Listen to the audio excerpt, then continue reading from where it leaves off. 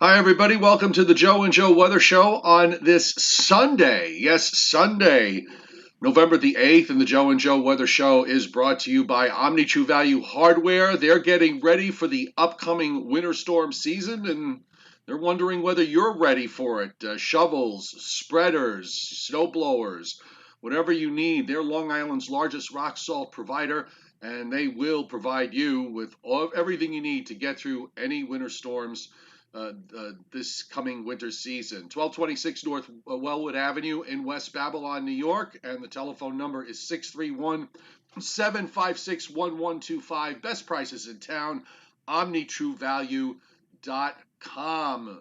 And Joe, it is far from anything winter like here in the east. We've got record highs. Beautiful weather, by the way. I mean, just absolutely gorgeous. And we also have a tropical storm that is bringing gales and heavy rain to South Florida. So I don't know. We kind of still seem like we're in the end of September than the middle part of November, almost middle November. It is now 11:01, and the temperature here in Putnam Valley is 70 degrees on the 8th day of November, Joe. And yesterday we hit 76. We shattered the record at the Westchester County Airport. That record was a cheapie record. They were only 67 degrees. County Airport got up to 72. Low hanging fruit, in other There were a words. number of records that were set yesterday, as you just pointed out. The only two places that didn't tie or break a record was New York City. They only got to 74. The Mhm. record was, I believe, 78. And Newark, New Jersey, the record was 78. They got to 77. Both of those records went all the way back to 1938. And if I can throw a little bit of hope to some of you who are watching who are winter weather lovers, as warm as it was on this day yesterday in 1938, and October was a fairly warm month in 1938 as well. Thanksgiving Day, 1938, in New York, 4 inches of snow. So it can turn on a dime, and who knows, maybe Gonna this. need an awfully big weather pattern change to get rid of that trough in the west for that to happen. But Yeah, we'll see. It is Thanksgiving still is a ways away yet, so there's all sorts of time for all sorts of radical things to happen weather-wise down the road. In the meantime, Eta is over Cuba and moving on into the Florida Straits. It's kind of a distorted tropical system because it is being impacted by an upper low in the Gulf, so it has this kind of tilted look to it. There's very little going on the south side of it, so it's all on the north side. But because it's all on the north side, that means that we're talking about a lot of rain for South Florida. It could be on the order of, I think it could wind up being on the order of 1 to 2 feet, depending on what happens here with this system, because it's going to turn probably westward, and then who knows what's going to go on in the Gulf of Mexico? Does it slow down? It might be around Joe all week long. it might. And the discussion, though, it's kind of funny, Joe. Now that we're back on standard time, and it isn't too often that we have still active tropical cyclone conditions this late in the season, but now that we're back on standard time, I'm looking to see whether or not the 11 o'clock advisory has come in, and And it's at 10 see, o'clock. You it's have 10 to, o'clock. yeah, you have to remind yourself. I have to tell you, I kind of like, I really do like getting it an hour. I think because of how folks don't realize that the map timings in terms of when we get models Right. are kind of out of sync with the timing of when we use when most forecasts when the Weather Service puts out their forecast. So uh, we have an advantage here on TV, so that when we're doing live streams, we can do them when we're not tied to a schedule. So when we're on standard time, we get all our models early enough. We actually have the new GFS rolling right now as the show is on, so we could take a look at that.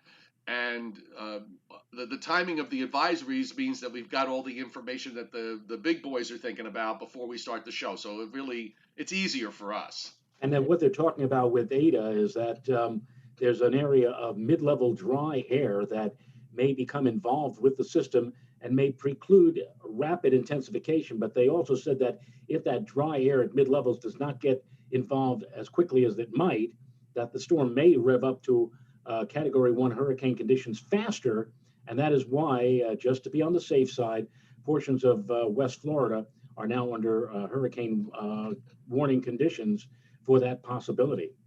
Let me just remind everybody, Joe Rayo is monitoring the chat board. So if you've got any questions or comments, please put them on there. Joe will be uh, looking through. And if those of you who might be watching from Florida, we'll address your questions first. And also a reminder to everybody that tomorrow night on the Joe and Joe Weather Show, which starts at 7:30, we are going to have as a guest meteorologist Larry Cosgrove, who many of you weather folks know and read his work. He will be talking long range. He's promised me he's got all sorts of graphics, Joe.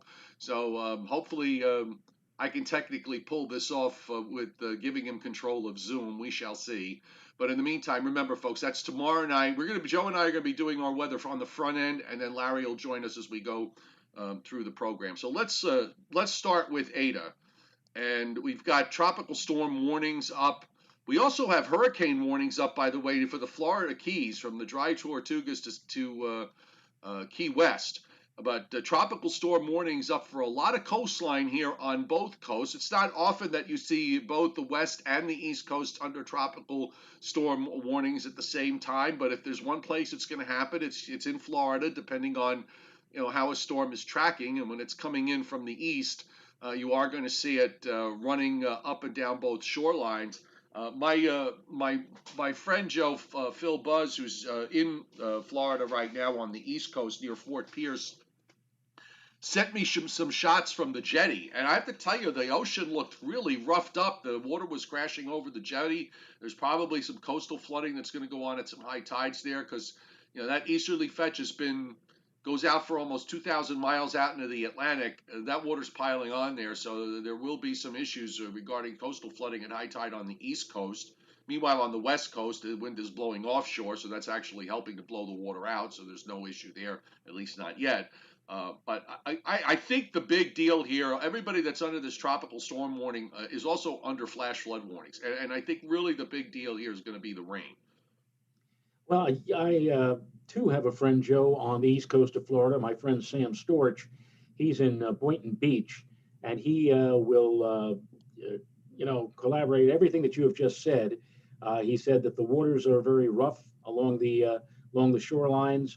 He is also pointed out to me yesterday that he was in his car. He had just gotten coming back from doing some shopping. He said everything is gone.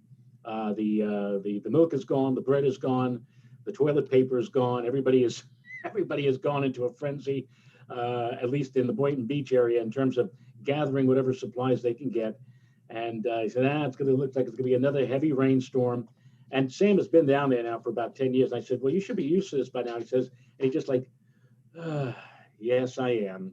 So if you're Floridian, or if you are contemplating, leaving this area and moving down to Florida, this is just something that I guess you're going to have to put up with from time to time. And it does. Well, the payback is you get long stretches of great weather in Florida it too. Is. It is, especially in the winter. The winter and spring months, early spring. Usually, usually got great weather through most of that time. So. And I told you before we went on the air that I had a dream last night up where I live.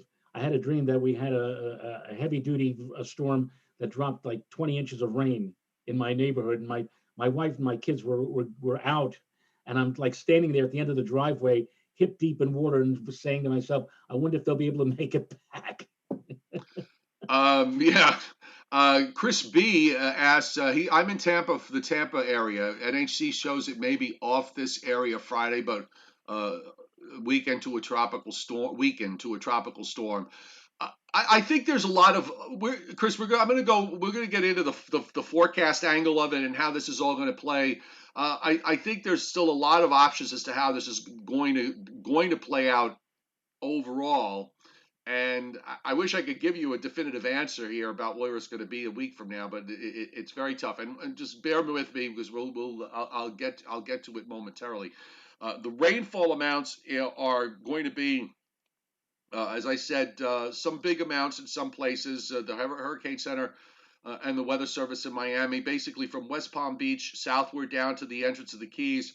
It looks like 7 to 10 inches of rain there. 5-inch rain amounts pushing up to Port St. Lucie on the east coast, and just probably just north of Fort Myers on the west coast. And then, of course, you've got lesser amounts as you go further to the north, 1 to 2 inches. If you draw a line, I guess over, I suppose that's I-4, that goes. Well, I better not speak it because I'm not 100% sure here, but whatever the main interstate that goes through Orlando, going from the east coast to the west coast, toward Tampa, St. Pete. Looks like the rain, that might be the border of where, you get 1 inch of rain. And of course, this is going to change as we go through the week. This is only the forecast goes to Wednesday morning, and there's a lot of uncertainty in terms of the long range track. WPC, the weather prediction folks, kind of line up along this same idea, and you can see where the 5 inch, that brownish orange area borders, like that's the 5 inch line for the most part, and you've got several inches pushing up a little bit further to the north. Also, notice big rains from South Carolina to southern New Jersey of 2 to 3 inches, and the 1 inch line pushes up into southern New England for what could be rain here at the end of this week.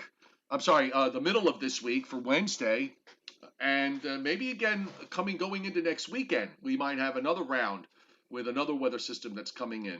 Also, we don't want to neglect the fact that we do have some snow going on in the northwest, up in from Montana into parts of Idaho, and the WPC loaded with moisture here for the next 7 days. We're going, Joe. We've gone from being bone dry from coast to coast to very busy from coast to coast in terms of precipitation. And the thing about, I think a lot of people have been hearing, Joe, is that the wet weather we're going to be seeing from late Wednesday into Thursday could have an affiliation, or it could be associated with Eta. But now, looking at where the Hurricane Center has Eta on Friday, down still over the near the panhandle of Florida on their latest prog, that doesn't seem to be quite the case. Looks like it's going to be more a function of the approaching front coming in from the west that'll be dousing us. And then maybe, depending upon where Eta goes after Friday, some of the moisture might actually end up being a part of our weather, but it may not be until, as you alluded to, maybe the start of next weekend. Yeah, there is some tropical moisture that if you look, we'll go to the satellite here. Actually, before we do that, just want to show you some of the observations as of 11 a.m. And in Florida, getting some coastal wind gusts of 30 to 40 miles an hour. Fort Lauderdale was gusting to 40. We're seeing gusts to 28 at Miami International Airport. A few gusts into the low 30s, so we're not really going crazy here as far as the wind is concerned on the East Coast. There's your Fort Lauderdale gust to 30. Freeport in the Bahamas gusting to 31, 31 in Nassau. On the West Coast, the winds are all northeast, so gusts up to 20 or 25. Again, nothing extraordinary there. But we'll probably, again, I don't think wind is except on the East Coast, where wind is an issue with regards to the fact that you've got this piling of water that's coming in on the easterly fetch that's been there for days and days now. But it's not like we're waiting for something that's going to produce 75, 85, 95 mile an hour gusts. I don't think we're going to see anything quite like that. But let's jump to the U.S. satellite.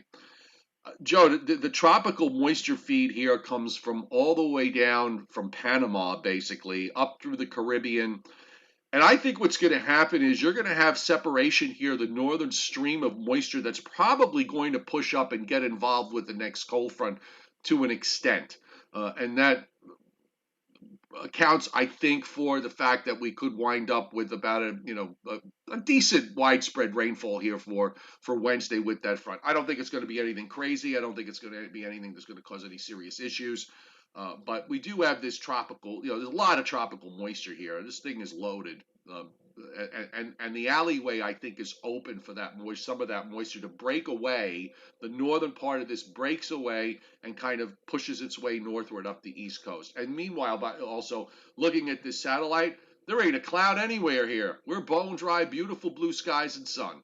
It's fantastic. Now, the just looking ahead, Joe, to as you were talking about the moisture, it looks like we're going to see some wet weather arrive here by later on Wednesday, continue into Wednesday night, carry over into the first part of Thursday. But then, looking at the GFS, how I'm so happy we have the GFS now to look at an hour earlier as opposed to when we were on daylight time. But it looks like now high pressure, based upon what the GFS is indicating, will push all that moisture out. They have Eta, or the remnants thereof, still in the Gulf of Mexico by Saturday night, edging its way toward the Louisiana coast, and then possibly due to the jet stream picking up moisture and looks like shooting it like an arrow, a rather narrow but also a rather significant area. Looks like maybe in excess of possibly an inch, crossing through the Tennessee Valley and aimed toward us, but not reaching our area until maybe a week from now on Sunday. So I'm going to be, if you want to take the GFS's face value, yes, it is going to get wet here later Wednesday into Thursday, but then it dries out. We get a bit of a break. Nice weather returns for Friday. Saturday looks very nice.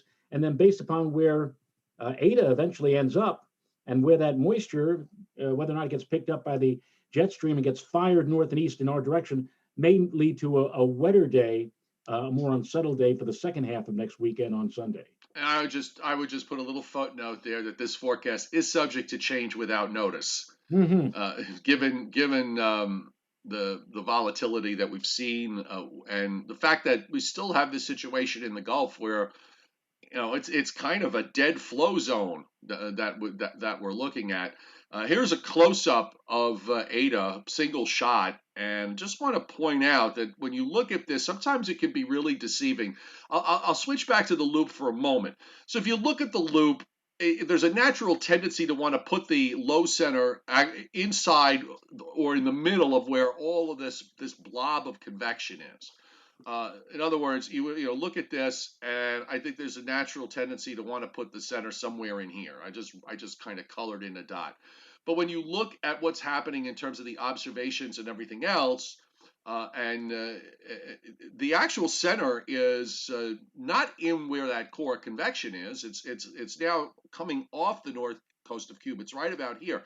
So when you look south and southwest into on the Caribbean side off the Cuba south coast, there's very little going on. Now, the implication here is that we have a bit of a tilted hybrid system. It's not truly tropical. It's the distribution of weather is not equal. But the problem for Florida is that if you're going to take a storm that makes a turn to the left and tracks, say, near or just south of the Keys, this whole area up to the north gets into all the rain. This moisture feed is coming right out of the Caribbean and goes up into Florida, into the central and southern part of the state, especially. But again, south of there's not a whole lot happening. If you had maybe a more symmetrical system that was moving along, you might have you certainly would have a different outcome in terms of weather, depending on where you are.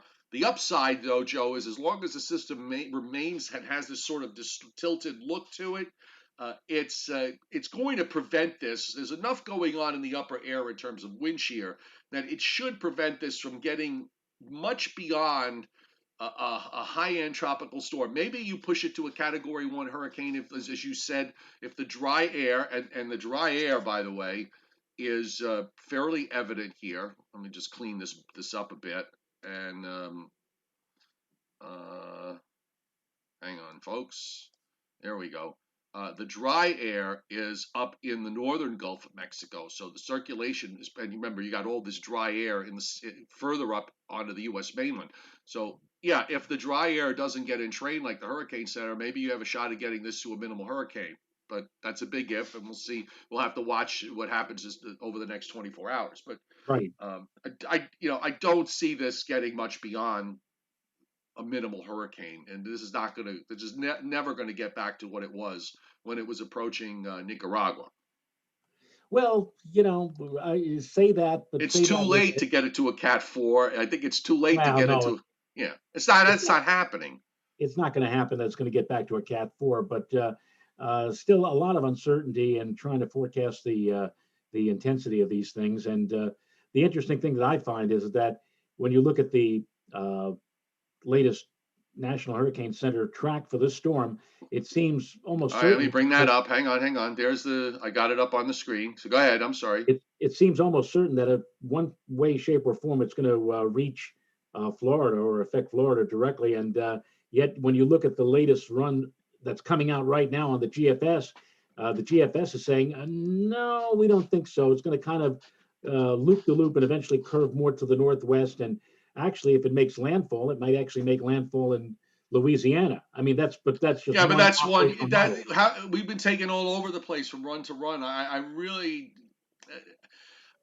I'm hesitant to go much beyond 48 to 72 hours in a pattern like in an upper air setup like this because of the fact that you're in a what I would describe as a no flow zone. The Hurricane Center's forecast does strengthen it to a hurricane approaching the Florida Keys. You can see that really sharp left turn that it's going to make suppose this afternoon into this evening and then into the Gulf, and then it makes another sharp turn, this time to the right, and turns north and northeast again. That's the one thing I would say, Joe, against the GFS is that climatology this time of year would suggest that this thing should turn northward and northeastward and not go west or even southwest or south, which is what some of the models are doing. Uh, so I would. That's why I'm being really hesitant to just kind of jump on any kind of one specific model. By the way, I have the hurricane tracking models here. If you want to use the best, those models are actually leave some of them have some very strange tracks, so let's leave those out, but the vast majority of them have this thing clustered and turning to the northeast and heading toward Tampa and points north later this week. I mean, it takes 5 days though to do this full turn.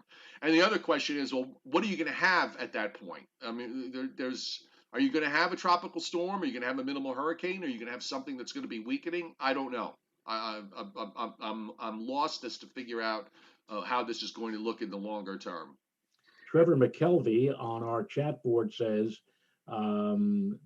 Joe B, we all know who Joe B is, says that, well, I mean, Trevor mentions the full name, but we'll just say here for simplicity's sake, Joe B says that it could be a major hurricane. HWRF showed that this morning. What did HWRF model shows it for every storm. It makes every storm a major hurricane. And for those of you who are wondering, HWRF is for the model Hurricane Weather Research and Forecasting Model. And Joe is absolutely right. You can. I'll bring it up. We'll show everybody. Everyone's entitled to look at stuff and have their opinion. I'm not saying that, and I don't want to discount what anybody says. But I don't know. To me, the HWRF is not. It strengthens everything, and it takes tropical waves and makes them major hurricanes. So I don't know why it does that. I'm pulling up the new one now, so just give it a moment to load.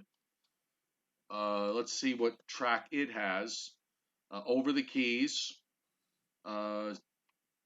Drops it actually kind of southwestward, deepens it to a 74. Turns it northwest and north. Now we've got a 65, 962. Yeah, I mean the HWRF takes it down into the high nine, low 960s. 958, I think that is, or 968 at landfall, somewhere north of Tampa, along about Thursday. I don't have too much issue with the track here in terms of what this model is doing, but I don't know. I don't know about the strength. I don't know. Does it have a 500 we could look at? Yeah, it does. So let's look at what's going on. Actually, it has the wind shear. I'm going to start with that first. All right. So one of the big issues with this at the moment is that it does have wind shear that it's dealing with.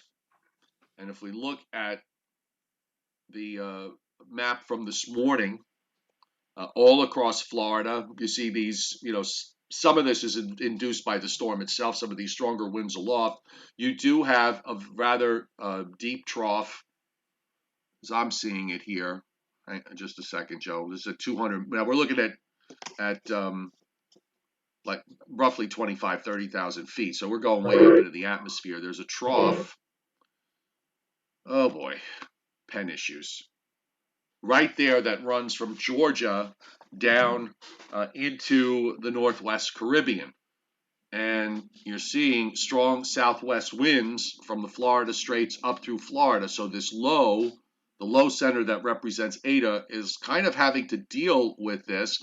But to counteract that shear, and this is why it looks the way it does, more, again, more of a hybrid look, is the fact that you do have an upper low that's in the mid levels in the Northwest Gulf that is giving it a little bit of what we would call baroclinic juice.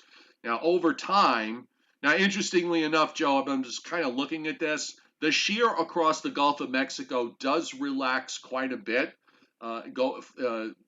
For this during the week as the storm is in there. So I guess you could argue that if it could get into that kind of environment where the shear is less, maybe and the Gulf water is still kind of warm in the middle of the Gulf. It's cool near the shelf water, but when you go further out, it is warmer. That's an argument to say that this could wind up strengthening to something beyond a Category 1 once it gets out there. But I'm very cautious on that possibility. We'll just have to wait and see. The lack of any kind of significant or substantial upper flow certainly contributes to the uncertainty. And as I just mentioned, if you are looking at the latest operational GFS, the 12Z model, the storm actually is taken not even near Florida. It eventually, after spinning around and doing some cartwheels or whatever, eventually by the middle of next weekend, somehow ends up closer to the Louisiana coastline. And isn't that appropriate? Which would make sense. I mean, that the all storms go to all Louisiana this season, so why wouldn't it go there? Yeah, why wouldn't it go there? Here's another look at this in terms of the upper air. I mentioned that you have this trough that's running from the Northwest Gulf southeastward toward Cuba at the mid levels, and of course, right in this area, we see all those brown spots. That's where Eta is. So you're getting this sort of baroclinic juice, some strengthening, some forcing that is creating this system is allowing the system to deepen. Because if you look at the upper air wind shear pattern, if it weren't for that, you probably would see this thing getting really distorted, and it would more than likely fall apart. But what happens now as we go through time is that upper low, and that's happening right now, virtually disappears in the Gulf. So that's one checkbox into the idea that this thing could wind up strengthening as it approaches the Florida Keys. The other thing to look at again in terms of the no flow. So here I have the GFS for tonight at the 500 millibar level. There's an upper high that is off the Carolina coast. There we go. There's an upper high there. There's an upper high sitting in Mexico. And of course, Eta's kind of stuck here in the middle. If you go up in Texas and through to Missouri, that's where you see the beginnings of your southwest flow. So that's your no flow zone. All of that whole area from the Bahamas to the central Gulf of Mexico, there's very little upper air wind push. Now, as you roll along, eventually, Joe, as we get into Tuesday, the ridges do start to weaken, and you start to see this the southwest flow in the U.S. get very, very close. The model finally picks it up and takes it over North Florida this is on the HWRF, by the way, not the GFS. And then takes it over Florida, and then it's off the Georgia coast by Friday morning. So that's this model's viewpoint. I think both models have the same idea in terms of the upper air. They just might have different conclusions as to where they want to take the low. Yeah, well, we'll see over the coming days. But I know all of you who've been watching over recent days, you've heard me say that almost every time we've been on the air and talking about this thing. But what more can you say? It's just as confusing now as it was 3 or 4 days ago, and we'll just have to wait and see.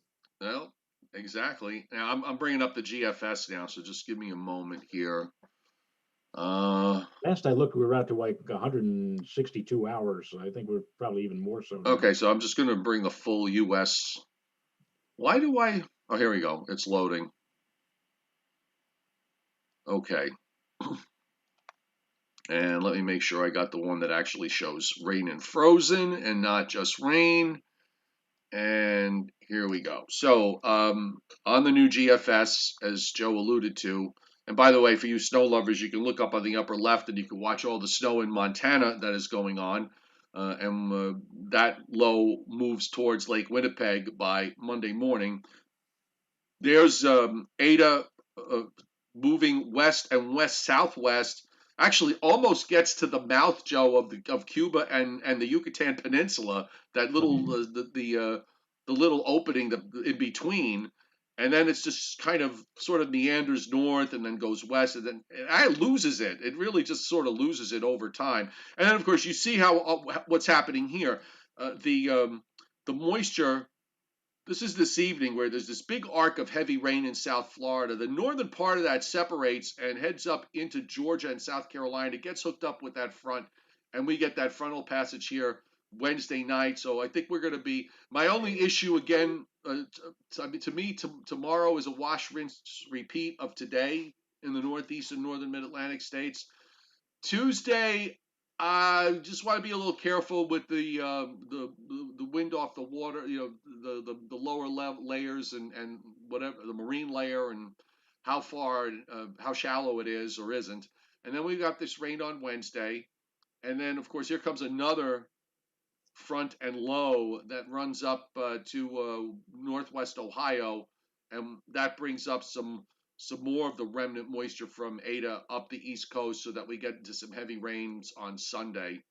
And as you said, Joe, that means Friday and late Thursday, Friday, and into Saturday look pretty good around here.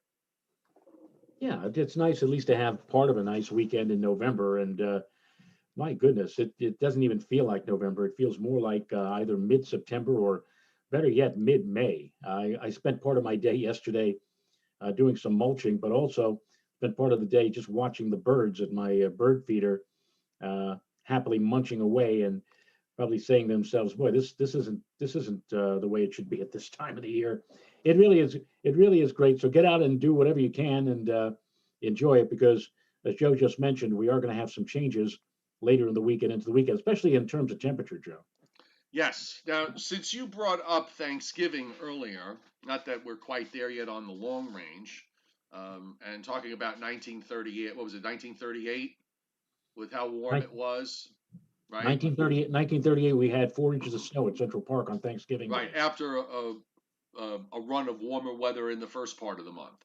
So that would require a breakdown of this evil pattern that we have for snow lovers, with a ridge in the east and a trough in the west. And just I'm running through the prior run because that at least we have the whole entire run of. And you'll notice that the trough is still out in the west through much of this week. And while pieces eventually come out and run up into eastern Canada, it's only temporarily flattens the ridge off the East Coast, and then it tries to pop up again late next weekend, early next week, but late next weekend. But then it gives way to a stronger trough that swings out of the west.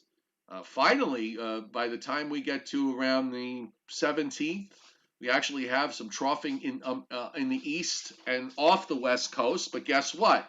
That lifts out, and another ridge builds, and your trough is still out in the west right through the long range period. And in fact, there's another tropical system that develops in the Caribbean and moves straight northward. And we are now at Tuesday, November 24th, Mr. Rayo. 2 days So, before. right, 2 days before on this model run. And of course, it goes without saying, folks, that when we're looking at stuff this long range, it's with a huge grain of salt. But just for laughs, only because Joe mentioned about having a hurricane on Thanksgiving Day Yeah. as a joke. It's a 2020 joke, just to be clear. Um, so, Joe, you've got your category. I got my Category 5 snowstorm produced by the GFS last week. You have on the 384 hour of last night what looks like a stalled cold front along the east coast, down into the bottom of a tropical storm over Cuba, getting ready to move over Cuba and moving northward. So let's see if we get one run in the next 5 days that produces a hurricane up the east coast for Thanksgiving Day. Boy, wouldn't that be something? No, we're not forecasting that, people. We're just kind of doing this, little tongue in cheek here. Okay, so Yes, please bear that in mind. yes, But yes. again, the overall thing to remember out of all of this is the fact that the pattern that we're in, it appears like we're going to be stuck in it for a while. So if you're looking for colder weather to move into the east and maybe some early winter snowfall, it ain't coming anytime soon. Let's just put it that way. And both myself and also the chairman, Mr. Briller, we both took note that on Friday, the 3 to 4 week experimental prog from the Climate Prediction Center has our area in above normal temperatures right straight through the 4th of December, above normal temperatures. And the area or the region with the highest probabilities on that 3 to 4 week prog is not here, but over in the nation's midsection. So if you want to believe this pattern, as you just said, Joe, may be thoroughly ingrained.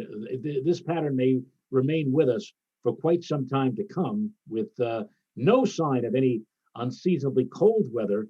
Yesterday, somebody mentioned to me that it was the 8th anniversary of the day after Election Day snowstorm of 2012, where we had, depending upon where you live, 3 to 5 or 3 to 6 inches of snow. And coming our way next Sunday, a week from today, is the snowstorm of 2 years ago, the unexpected snowstorm. Well, it was expected. The numbers or the amounts were a bit higher than had been forecast, but that was one that caused people to be late, getting home from work for like 4 or 5 hours because Right. the DOT and or municipalities didn't treat the roads in advance and caused mayhem on the roadways. But it just goes to show you how things can change. Here we are in the midst of what basically is a November heat wave, and yet we could look back 2 years and 8 years ago and see a wintry type of weather pattern prevailing over Yeah, you know our what? part of the country. It runs back and forth. Yep.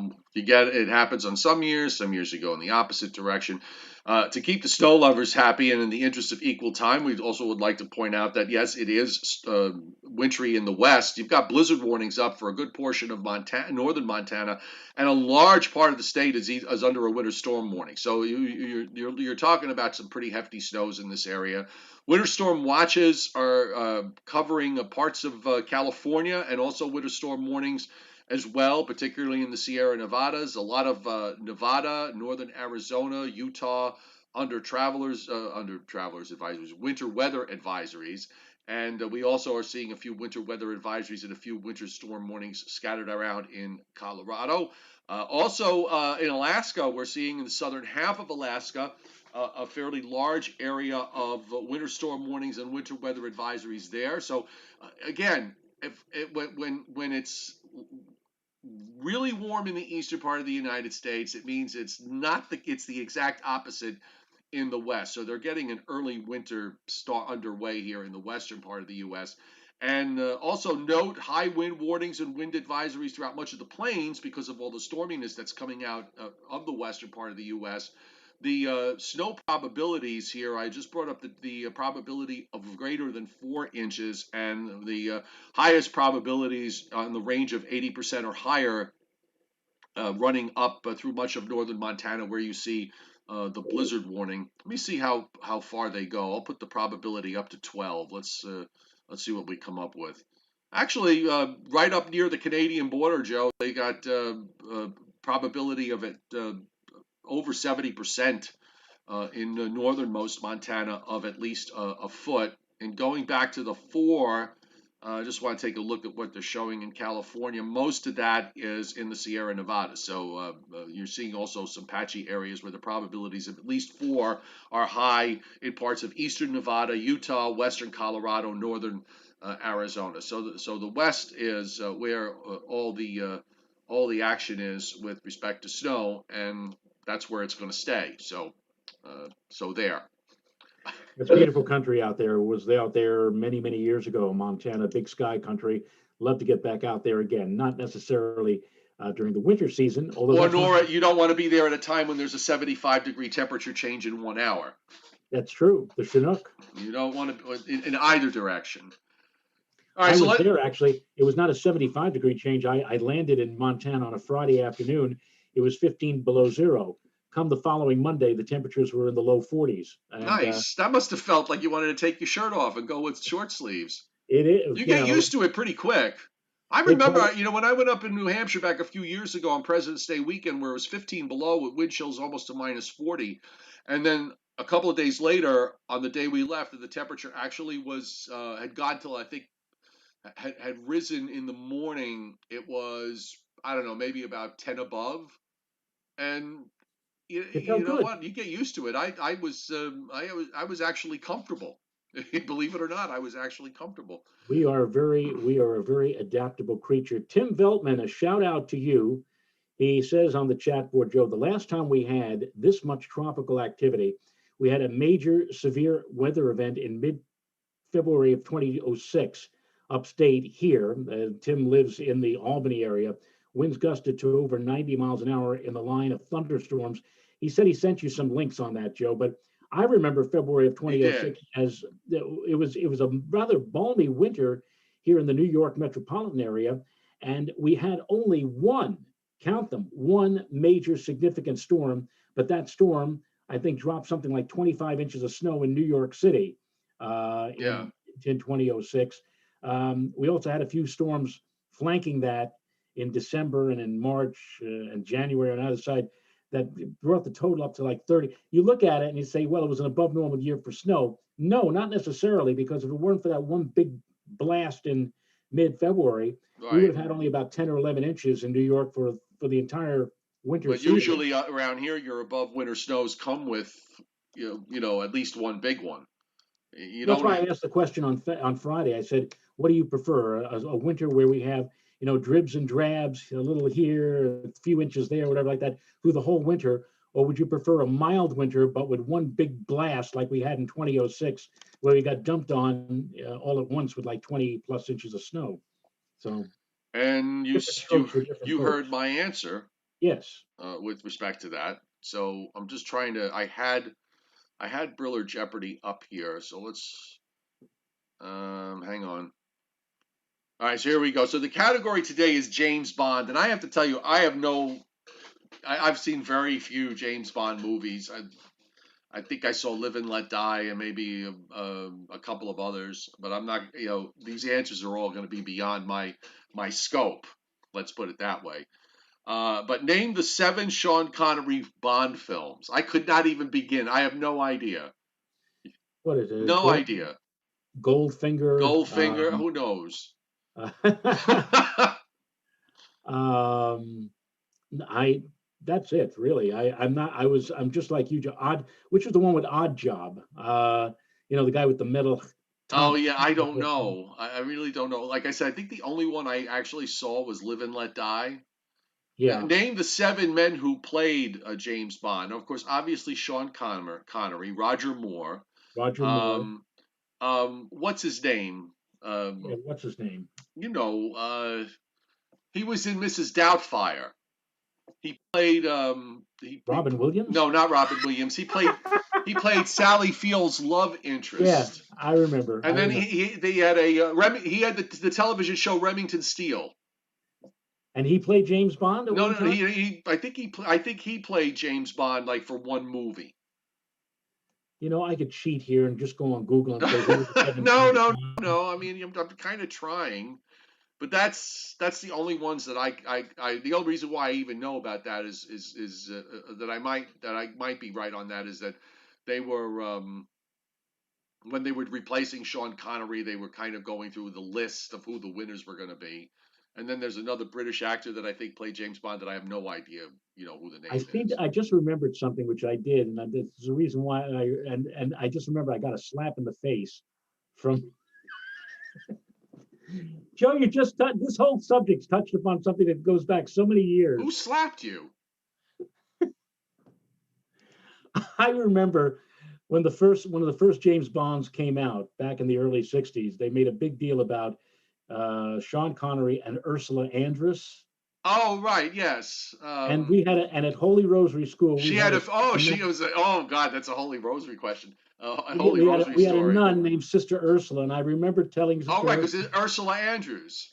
I said, Sister Ursula, I said, there's somebody in James Bond named after you, and Ursula, and like, ah, Did you be did you quiet. did you get Ursula? Did you accidentally say Ursula undress?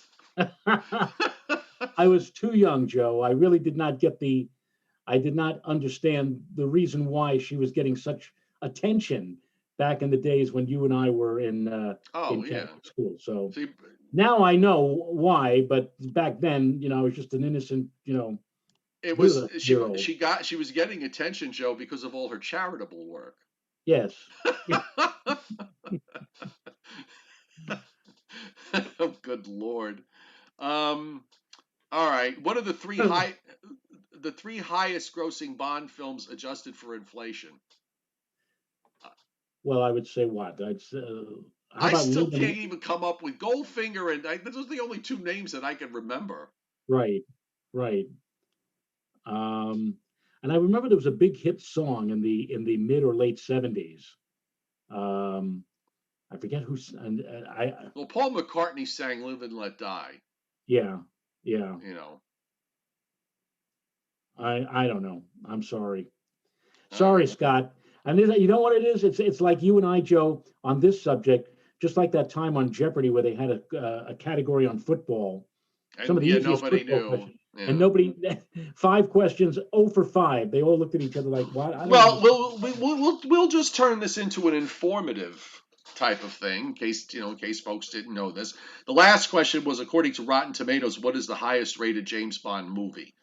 So now I will go see where the answers are. So, um, and I'm just kind of thinking here too. I sort of figured when he was looking at the answers, some of the movies would start the names of those movies will start to pop into my head, and one just did. To say, Doctor No, Diamonds Are Forever, Goldfinger, From Russia with Love, Thunderball, You Only Live Twice, Never Say Never Again.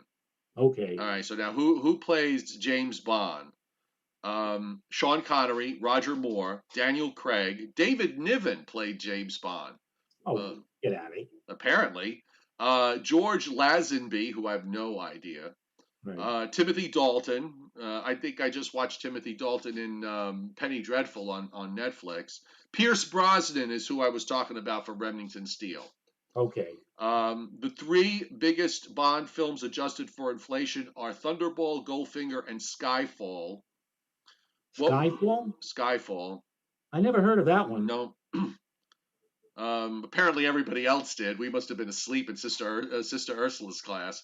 What was the only theme song from Bond film to hit #1 on Billboard? And that was Duran Duran's "A View from a Kill." Okay. And Rotten Tomatoes rates Goldfinger as the uh, number one, Well, that was the one that the was definitive. probably the most well known. I'll show you how I'll show you how popular that was. They even mentioned it in the Flintstones, except in the Flintstones, the secret agent, I forget the name of the secret agent, but they had Stonefinger for their first finger. Yes, I remember. Yeah, That I remember. Because that truly was when it was done on the Flintstones. That truly was art. right. I mean, if you Okay, made it on the Flintstones as a Stone Age character, you knew that you made right, it. exactly. All right, Joe. You know what? It's such a beautiful Sunday, and it's coming up on 11:50 Eastern Time. So I think we should call it a day. The Joe and Joe Weather Show is brought to you by Omni True Value Hardware, where they're getting ready for winter, and they ask the question, "Are you ready?" Because if you aren't ready, you can head there, 1226 North Wellwood Avenue in West Babylon, New York, to pick up all your winter weather supplies to get through those winter storms that we will surely be having, or at least snow lovers are hoping we'll have. 631-756-1125, omnitruevalue.com. You got plans for this afternoon, Joe?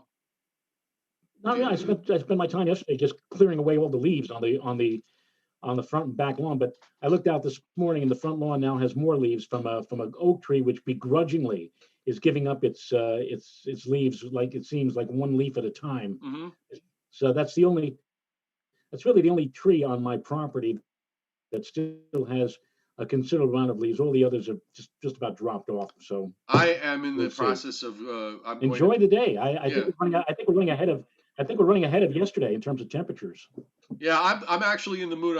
I took out my sauce that I had frozen in the freezer, my starter sauce that I've had, basically every time I make sauce, I put it back into the freezer, what's left, and just use that as the next starter sauce. I have my sauce meat out, and that's what I'm going to be doing. By the way, I'm thinking we're losing the signal, so we just better say goodbye. All right. Okay. Goodbye, everybody. Bye.